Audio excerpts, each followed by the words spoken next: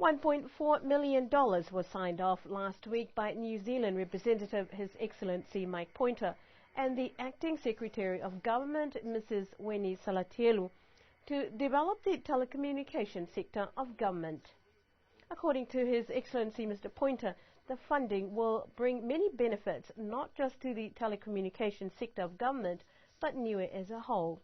New Zealand and Niue agree on an amount of funding that is required for a particular project. And here we're talking about the Information Communications and Technology Upgrading project. And so what happens is we agree the terms of the funding, and then Niue organises how the project is implemented.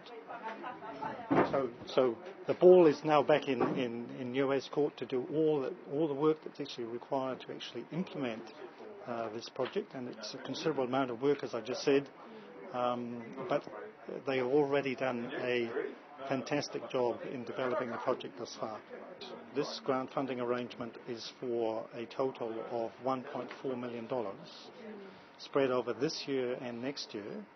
It's available now that this arrangement has been signed, and the time frame expected to be completed is the next 9 months.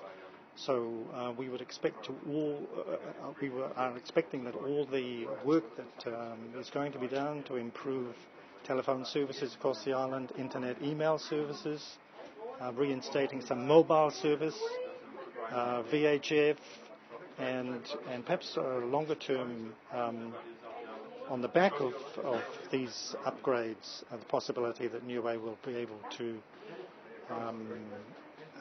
look at, in terms of government services, improvements on the health side through telemedicine, and also on the education side through some distance learning. So there are significant benefits. I mean, we're talking a lot of money, but a significant milestone, if you like, in communications development for Niue.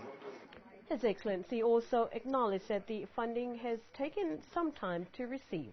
We are seized of the importance of getting going on some of these major projects, and it's not the only one that's been worked on in the last few months. As you most probably know, there's been the other developments, upgrade of the airport facilities, the signage, the demolition of houses, and now there's been a sign-off on the proposal, and I think it was announced on BCN the other day by the Niue Cabinet, and also on the New Zealand side. There is readiness to help with the removal of the asbestos. So there are lots of things happening, and it's a good time for me to be here to witness these advances.